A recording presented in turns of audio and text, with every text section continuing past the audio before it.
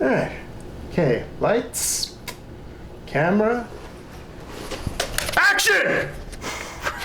Oh my god!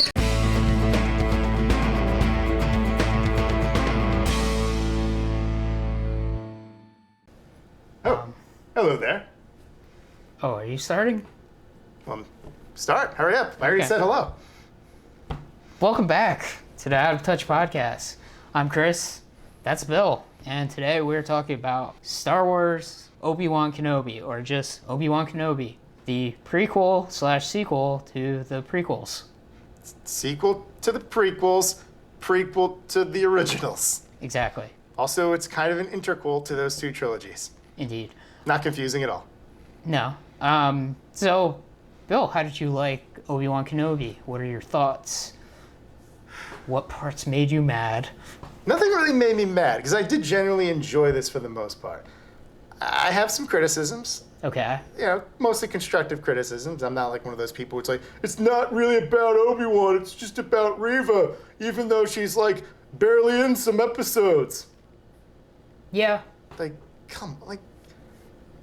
just stop making shit up. Like, if you want to criticize something, there is stuff to criticize. Like, I don't know why, but some of the cinematography with the volume is not as good as The Mandalorian, and you can kind of feel the limitations at points.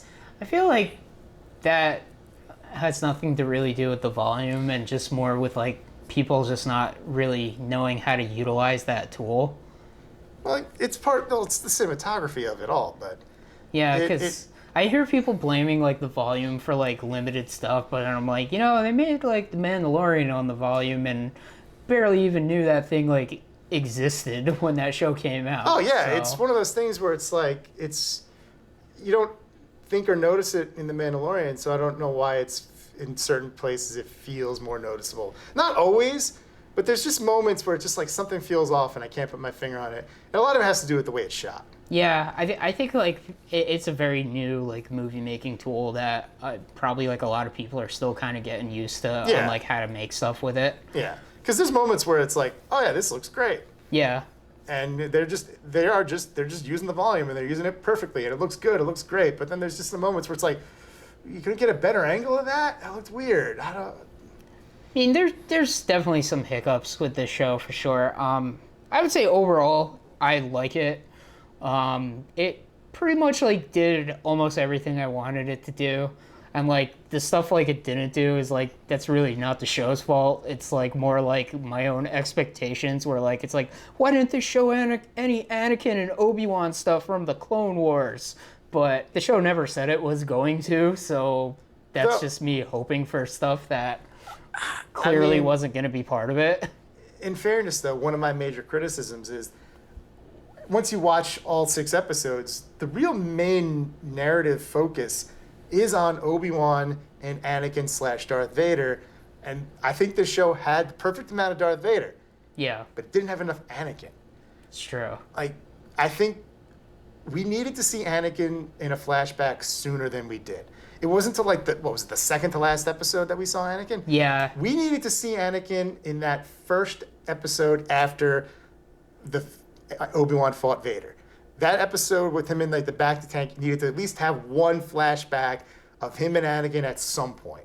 We just needed to see that contrast.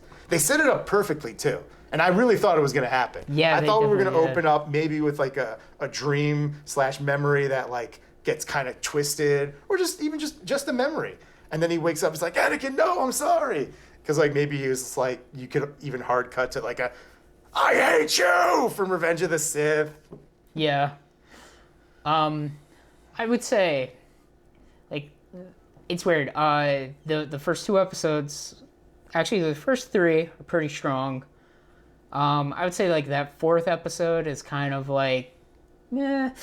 And then 5 and 6 were pretty good.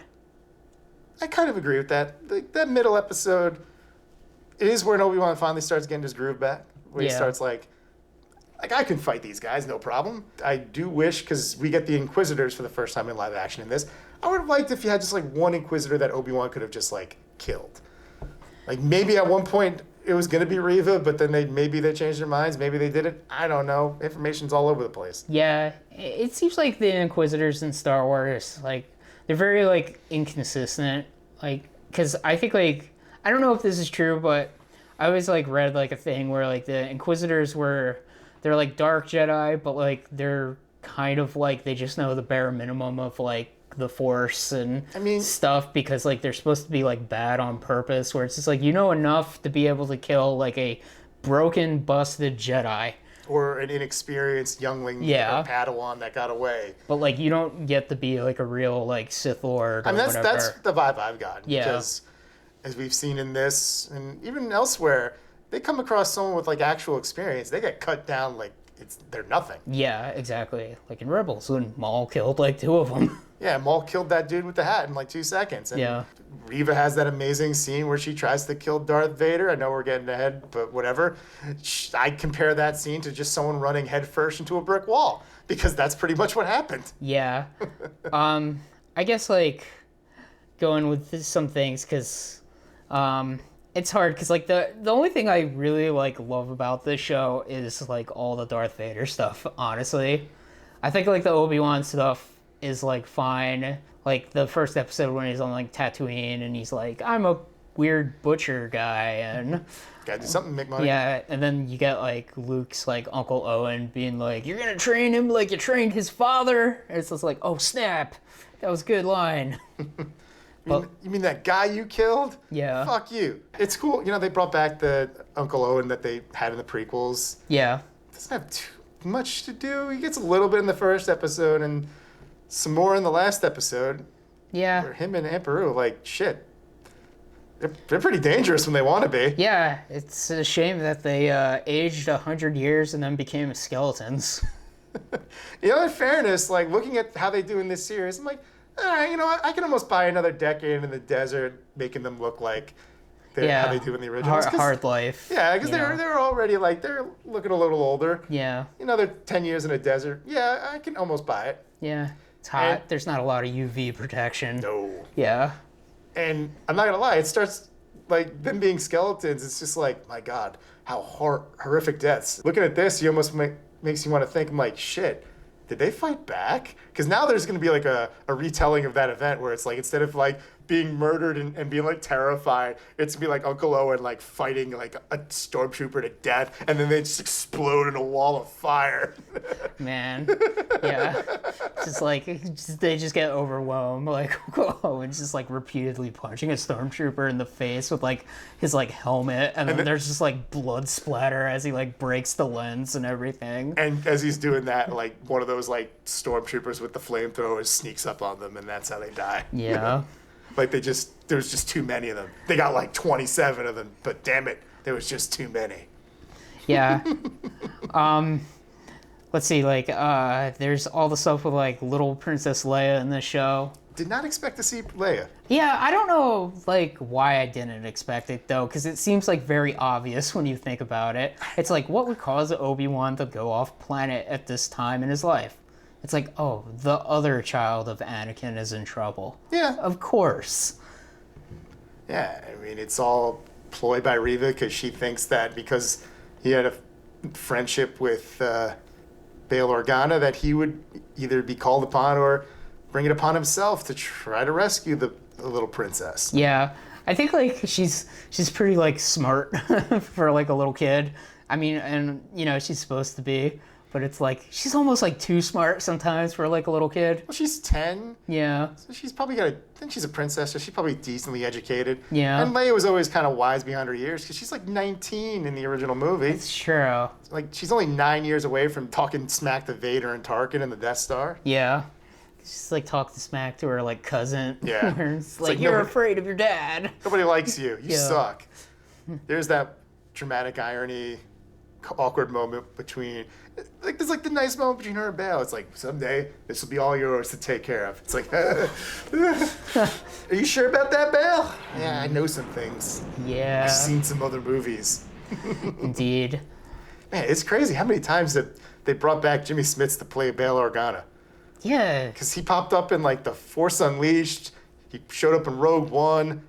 Yeah, that's true, huh? I forgot he was in The Force Unleashed. Yeah, he was, and it was him too. That's kind of cool, but that doesn't count now. I No don't- Star Killer. Counts to me, and that's all I care about. Yeah. Think I care what they say? Canon's subjective. Yeah.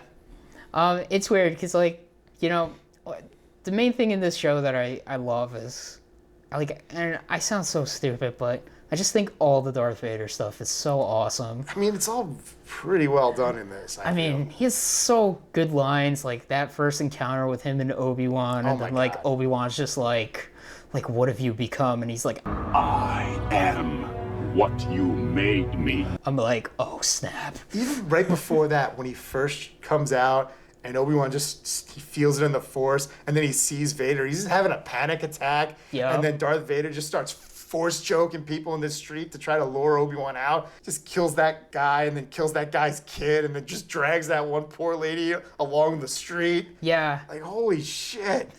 That's the thing I love. It's like Darth Vader, he's just like so overwhelmingly powerful in this show. Oh my God. And it's just like, It makes you that's realize. how you do it. Like, that's what you need, main villain.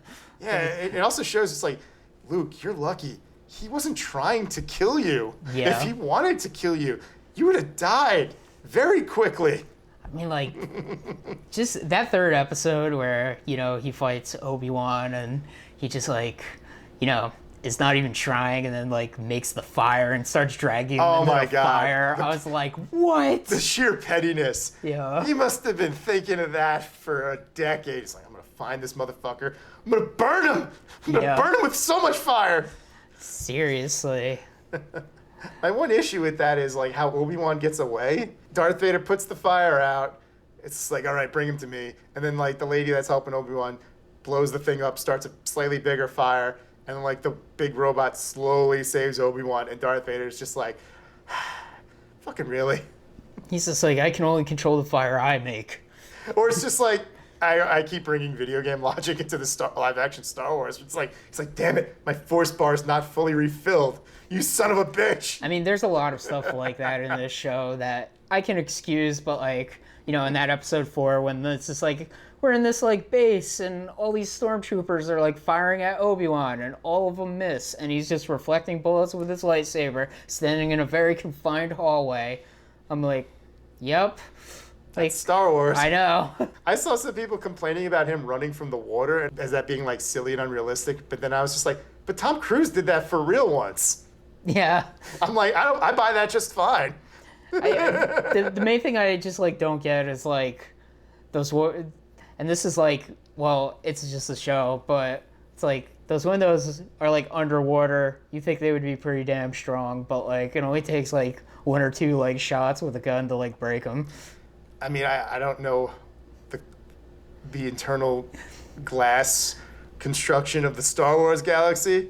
Yeah, I also don't understand why part of that base is underwater, just because. Well, here's the thing. I'm pretty sure that same base was in Fallen Order, so it's partially underwater because, well, it's what it is. Well. They didn't design it for this show. It predates the show. Oh, really? Okay. Yeah, you do some kind of similar stuff in the game, I believe, if I remember Interesting. correctly. So that base is pretty easy to break into if you're even a basic level Jedi. Yeah. And they got their weird, creepy mausoleum with dead kids and shit. Yeah, it is weird. It's like their trophy room for some reason. Yeah, I mean, it reminded me of that one episode of Rebels where they think this one Jedi Master is still alive and being held by the Empire, but then it just turns out they just have her corpse and are using it as sort of like a lure. Yeah, the lore, the unsuspected Jedi. I do like, you know, we get some like name drops of some other like Jedi. I forgot the guy's name already, but like I recognized the one guy's name when like Obi-Wan said it in the one episode. Quinlan Voss or Yeah, Vos? yeah. He was just like, hey, he was here. Yeah, he It's like- survived the Purge in the old continuity, and he still has now. Yeah. Yeah, it's like interesting seeing like the underground and whatever for like how the Jedi and like just people that don't want to be part of the Empire have Well, they're been... smuggling mostly like any force-sensitive people and surviving Jedi, the Path, as they call it. Yeah. Basically their own version of the Underground Railroad. Exactly. I guess like one thing that I think is like probably inconsistent in the show is like the character Reva, because I think like there's an interesting concept with her where like she kind of has this whole thing where it's like in order to destroy evil, she like became evil, but I feel like her like redemption is like Clunky. very clunky because she's like way too aggressive at the beginning. Yes. Kind of like almost like cartoonishly like aggressively evil and stuff where she's like murdering like innocent people and stuff and then like chopping people's hands off. yeah, and then like at the end it's like I was good the whole time. I just wanted to murder Darth Vader. It's just like there's a better way to do this. This character just seems like it was written really like poorly. I feel like this character was written to die, and then someone decided, no, she should live. Yeah. I don't know at one point during production they decided that, but it does feel noticeable that we don't have any idea where she goes after she like refuses to kill Luke. Because it almost feels like she should have either died at the hands of Vader or been killed by Obi-Wan in the desert on Tatooine. Yeah, because I will say that scene where Reva and Darth Vader fight is one of the great. Well, whatever. It's one of the greatest things ever. Oh, it's so good. It does like this show. Like when it comes to Force powers, it does like all the Force powers I wanted to see. Like, I mean, the Force is kind of like weird and inconsistent with how powerful it's actually supposed to be, but like. I love it when it's like toned up like this, where Darth Vader's just blocking her swords with his hand and just being like, "Yep, whatever." Sidestepping her like it's nothing. She takes her little spinny helicopter blade. He just stops it with the Force. Yeah, he like breaks it in half. He briefly picks up like one lightsaber to fight her, and just is like, "I don't even need this." I'm not even gonna dignify you with my own lightsaber, so I'll just take yours. Yeah. And then he takes it back and fucking stabs her. Yeah, which it's like two people get stabbed with lightsabers in the show and like live somehow. To be fair, they might have both been stabbed in the gut. Okay. And nobody seems to remember this, but lightsaber wounds, they're immediately cauterized, so there's no chance of bleeding out. That's so it really true. depends on where you get them. Because like a lot of people are like, I don't get it. Reva and the Grand Inquisitor got stabbed in the chest, and then Qui-Gon got stabbed in the chest. How come he's dead? It's like, well, maybe he got stabbed in the heart. Sure. If he got like his lungs punctured, he's not gonna survive that. But if you get like, oh, went right through, but it missed my vital organs, I'm fine. I'm fucked up, but I'm fine. Yeah. I mean, yeah, like Star Wars, especially these days, has a really bad habit of like people blatantly dying and then just turning up alive somehow. Like Darth Maul, cut in half, fell down a nearly bottomless pit, turns up a decade plus later on some other planet with robot spider legs. Freaking, what's her name? Ming-Na Wade's character from Mando and stuff. Yeah. Gets shot in the gut, drops dead, left on the desert, completely exposed for like a day, brought back to life with robot parts somehow. I mean, at least she has like robot parts though. Yeah. I'll excuse that one, but the Darth Maul thing, I mean... What happened there? You know what my number one question about the Darth Maul being alive thing is? What? How does he poop? He doesn't. Like that's. You know what? There's one of those like bag things in the robot butt. Yeah. He has to open it up every now and then. It's like his whole like lower half, like. He's got a colonoscopy bag in his robot butt. Yeah. I'm just like, how does he poop? Like, does he eat? Does he need to eat? I don't know. Like, there's so many questions. I still don't know how he like what the story was because I don't think they've ever told it. Yeah. Like, how'd he get from like torso to wherever the hell he was? Why isn't his voice super high pitched? Because he doesn't have his like testicles anymore. I have so many questions. Obviously, he takes testosterone injections. Probably, or he's like a weird like demon man. He's just like, Also, actually, my genitals are on my head. Well, that's also true. He's an alien. His physiology is completely different. Yeah. He's just like... They never show it, but he actually like pees out of his like little horns. He poops out of them too. Yeah. Pee horn? Poop horn. Yeah. What are all those other horns for? You don't want to know. Oh, man. Let's just say you don't want to poke around too much up there. You might get unpleasantly surprised. Yeah. Yeah, you know, like, overall, like, it's a pretty good show, besides for, like, Like Reba, like I just don't get it. Because I feel like her character got better and more interesting as the show played out. I feel like I need to rewatch the show to get like a better feel for it. But the idea that she was hunting Vader and not just like, I'm psychotically evil. Like, it's like, she's really chewing it up. It's like, well, yeah, that might be a deliberate choice. Like, she is playing it up in universe. Yeah. She's forcing herself in a way to just be evil. I feel like they could have like just added a few scenes of like her like being really evil, and then like having scenes where like she's like, you know, kind of by herself and like feels bad about being evil, to be like, what is up with this character? Maybe, but Like, people were mad enough that they thought that she was somehow the secret main character of the show as it was. Yeah, and it's like, no, definitely not. Like, this is mostly Obi-Wan and little Leia show. Yeah. Yeah, it is. Like, especially episodes, was it 2 and 3? yeah, like I like the episode when like they're kind of traveling along with that guy and his like truck. And then they show up at that weird tiny, like what was that? That gate? I love the one part where like the one stormtrooper falls off like the tower and falls onto the gate and gets cut in half. I was like, damn. It's like, I mean, we get to see some lightsabers cut people up, which is kind of cool. Indeed. Not that much though. So back to Vader for Yeah. a second. Thoughts on the voice? I mean, like, I think it was really good. I know apparently it was like some sort of AI thing. We don't really know because they haven't actually said it, but like that company that did like the fake Luke voice is credited. Okay. So what they might have done, and I guess we'll know when they presumably make another one of those making of specials and make one for this, which I'm curious to see, that someone recorded the dialogue, probably Hayden Christensen, Okay. because you paid him to do something, right? Yeah. And then that voice might have been then altered with an AI to sound like James Earl Jones. And it's pretty seamless. There's only a couple instances where I'm just like, that deliberately sounds a little too much like this line from Return of the Jedi or whatever. But because it's definitely not modern 91 years old James Earl Jones, because he just doesn't have the oomph anymore. Yeah. I do wonder if like maybe they got James Earl Jones to like, you know, record the lines and then they Possibly. kind of like manipulated his voice with the AI. That's or also whatever. possible. We honestly don't know. Yeah. We'll find out eventually.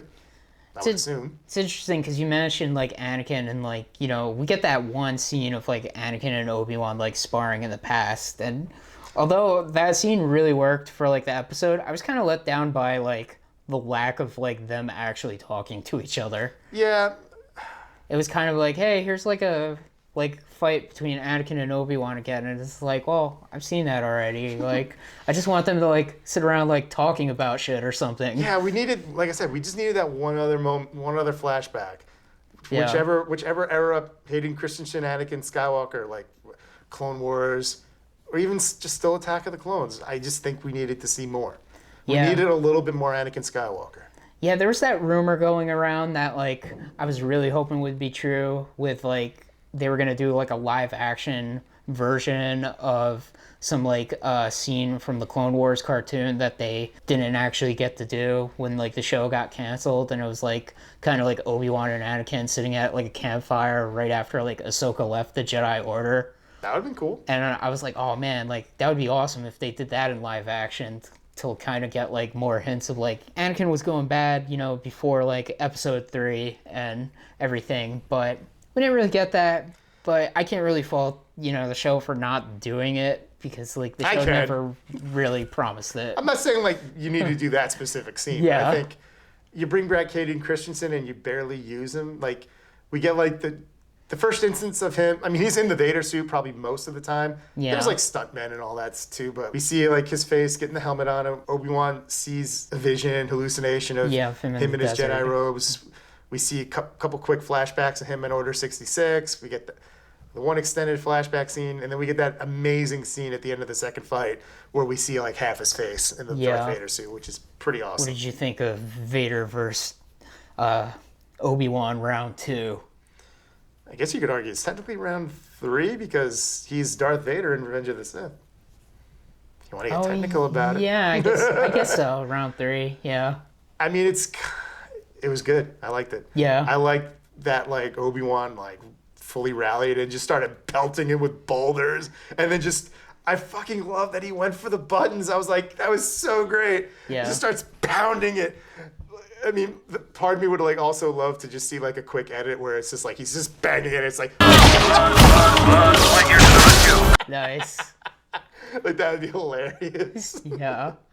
Oh man, and like just seeing like, because we've never seen Vader really be like defeated. Like he was beaten, and then Obi-Wan's like, "Well, see ya.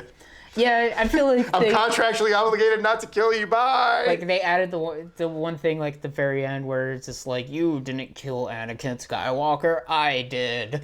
I like that. That was a good moment. It was like, okay. And then like, you know, at the end, like, you know, Obi-Wan's just like, okay, Anakin's done, and then Obi-Wan's like, I'll see you around, Darth. And I'm like, that's what he said in the movie. And I'm like, I get it now, old man. I did. It was very similar to the Ahsoka Vader confrontation with like the mask cracked open a little bit. Yeah.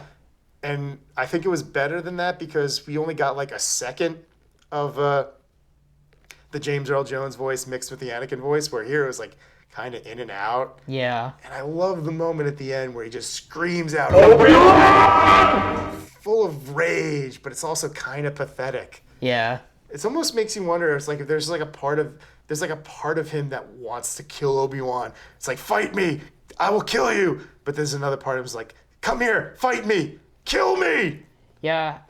In some ways, I don't get why like he just doesn't finish him off. Well, I know why, because like there's that other movie and like movies. You can't have Obi-Wan Kenobi being like, see ya, like unless they were like, oh shit, new timeline. Yeah, maybe they should have kept it like a little more ambiguous, where like, you know, the fight ends with like Darth Vader falling off like a cliff or something, and then like that could have worked. But then like he's still alive, but it's kind of like he's there, Obi-Wan, like it's just like, I'll see you around, Darth. It's just like, why didn't he just be like, you know what, zoop. Like you could have even stolen something from Force Awakens where you just have a convenient earthquake just separate them, and it's just like, and there's like just like 30 feet between them, and they're like, all right, bye. Yeah. I guess we can't finish this. Yeah, something. But I mean, overall, it was really cool. You know, like that's one problem you have when you do like stories in like a prequel era, because you know, well, it has to eventually like lead up to like the movie. Yeah, so. This show's biggest weakness is the majority of its characters have plot armor. Yeah. Darth Vader, plot armor. Obi-Wan, plot armor. Princess Leia, plot armor. Grand Inquisitor, plot armor. Yeah. Inquisitor guy with hat, plot armor. Because they all die at different points. Yeah. The only one without plot armor was Reva, and she lived for some reason. Yeah, it's weird too, because like, you know, she goes to the Tatooine to like kill Luke when she finds out like Vader has a son. Like, does she know that that's Vader's son? That's the one thing that confused me. Yeah. Was she able to put two and two together, or did she assume that this kid is important to Obi-Wan, and she's just like, fuck Obi-Wan, fuck Vader, I'll kill anyone I can? Yeah. Like that whole her going after like the Larses at the end is kind of weird. Like it's kind of like I sort of was like, Darth Vader should have maybe just like finished the job. Like or Obi-Wan like at the end, like, you know, they have like a final fight or something. That's what I thought was going to happen. Yeah. And then maybe he buries her in the desert. Yeah, but I guess she's around now. So. I guess. I mean, she's the first Inquisitor that I've seen not die. That's so true. There's that. My biggest concern with that character was going to be like, is this going to be like a weird carbon copy of the character from Fallen Order? Because the main villain in Fallen Order is, I think she was the seventh sister? I forget. I don't know. I've never played Fallen Order. Well, it's another female Inquisitor who actually has a history with the main character's mentor. She was her Padawan. Okay. And she was hidden away with some other Padawans when Order 66 happened, but her master was captured, cracked under torture, told where they were hiding, and she was basically tortured to become an Inquisitor. Okay. So she was like forcibly turned to the dark side, basically. And she resented her former master because of it. And that's like one of her big guiding points. And like after you defeat her at the end of the game, like her master pleads for her, like I'm like apologizing, and she's just like starts to like kind of turn a little bit. It's like I've hated you for so long. But then Darth Vader shows up, kills her for failing, Yeah. and then everybody just has to run because it's fucking Darth Vader. Yeah. You can't fight him. No, you could try, but he's gonna No. immediately stomp you. Yeah. I guess like so Reva kind of is just like, oh, I'm not gonna be a bad Inquisitor anymore. We don't really know what's gonna happen to her, but Spin-off series on Disney Plus, Chris. maybe. I mean, guess. that's probably. I guess. Or a spin-off novel, spin-off comic. Who the fuck knows? They're just constantly doing And then we get Qui-Gon Jinn shows up at the very end. good. And he's just like, what up? You That- couldn't see me before because you were sad and confused, but now Yes. you can see me. I mean, they could have probably brought him in when that Obi-Wan was buried under rubble. It was just like trying to rally, and then maybe he speaks to him. Yeah. And maybe he's still... I mean, I did like the moment. It was good to finally see the Qui-Gon Force Ghost. I was always disappointed he wasn't in Episode 3. Yeah. I was always under the impression, for some reason, that Qui-Gon couldn't fully materialize as a Force Ghost. I 'Cause he think- kind of figured it out. Like, he was the one that kind of figured it out. Like, He didn't hey, finish there's the training or yeah, whatever. this is something we can do, but like, I was only like partially there. I think that was the story, but you know how Disney and... I mean, even George Lucas was this way. If I feel like not doing it that way, fuck it. Yeah. They just take it the fuck it approach. And you know what? Sometimes, fuck it. Yeah. Fuck it. Show Qui-Gon. I don't care. Yeah. It's cool. Yeah. He still looks like how he does. I mean, he sounds way more gravelly. Yeah. Yeah, it should have been when Obi-Wan's buried under the rocks, and then Qui-Gon's just like, come on, Obi-Wan, you have a very particular set of skills. Oh, God. Are you ready to begin? Yeah. You can find Darth Vader, and when you find him, you can kill him. No, we can't. That's true. You can't. Nope. Not this time, Darth. Never. Nope. You never can kill him. He's not allowed to. No. Darth Vader kills him eventually. Yeah, it's funny, because it's like 4 rounds, I guess, they fought. We got that sparring match. We got their Mustafar fight. Yeah. And we got their 2 fights in this, and then their final encounter on the Death Star. Yeah. Did you ever see that, like, edit Yes, of... the fan-made thing. Where Yeah. it's just like, What if this was more action-y? you know what's funny? I actually always thought that at some point George Lucas was going to do something like that. Yeah. Because of the way he kept just like changing and adding stuff, I figured it was just a matter of time that he just put a stuntman in a robe. It was just like, all right, do a backflip. Yeah. Like I really thought that was going to happen at some point. Do some cool stuff. Do some force powers. Yeah. But, I will say, probably one of the most, it's like a minor issue, but also kind of a major issue that I have with this. And it's something I've been having with a lot of the Marvel Disney Plus stuff, because they're also like these like 6-part limited series type deals where it's just like, you basically took a plot of a movie and you've kind of stretched it a little thin. Yeah. And it does feel that way at times. yeah, I feel like this could have been a movie. It was supposed to be a movie. Yeah. They were apparently planning a trilogy of Obi-Wan movies.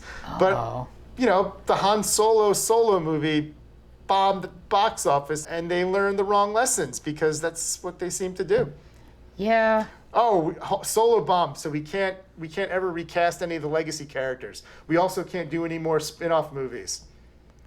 I mean, I hate to say it, but like making a Han Solo movie just sounded like a dumb idea to begin with. It's like nobody wanted that. Like people just wanted an Obi-Wan movie. That's the only thing I've wanted from Star Wars for like the last 5 or 6 years. I wanted something Knights of the Old Republic, like not a game, but like actual like show or something, Yeah. and an Obi-Wan movie.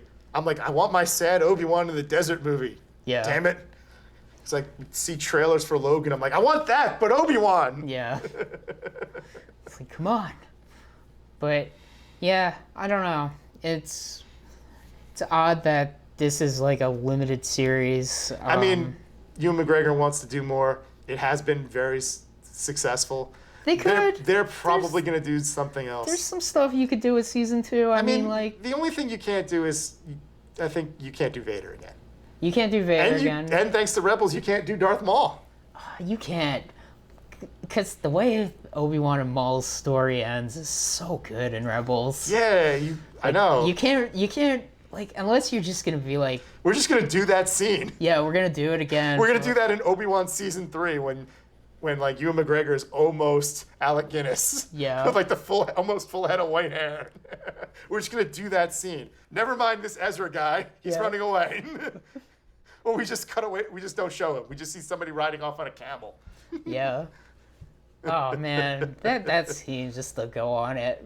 Oh man, I love it. It's so brief, but he's just like, "Why are you on this planet, Obi-Wan?"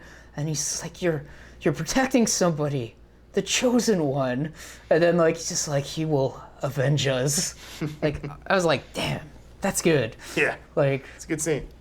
yeah, I guess, you know, the only other thing I guess you could do for like a season 2 is like maybe something involving the Mandalorian, just because Obi-Wan has that connection to Satine.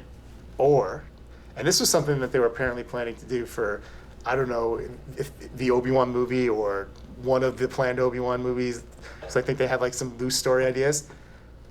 Commander Cody. Oh, that would be cool. Because they had that great moment with with like the random clone that he encountered. I thought Yeah. that was like a nice touch, like seeing that the Empire just threw them out basically. Yeah. Like what became of Cody then? We know what became of Rex, but what became of Cody? That would be cool. I'd watch that. Yeah. Either that or, Plus, then we get some Clone Wars flashbacks. hell yeah. And Put then- Ewan McGregor in the shoulder thing. Yeah. I wonder if we'd get like any Anakin like stuff in the Clone Wars era, but probably not. But I mean, they don't seem to want to de-age him, yeah. or unless they did, and it just looked weird.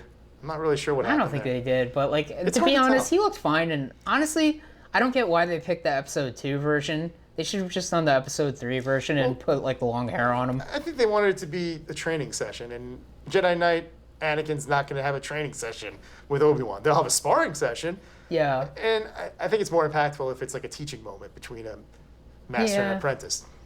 that's a good point. Like it fit what they were trying to. It fit the narrative they were doing in the episode. Yeah. It worked there. I mean, I guess season 2 could be like, you know, Dexter Jettster calls Obi-Wan up and he's just like, "Obi-Wan, I need your help.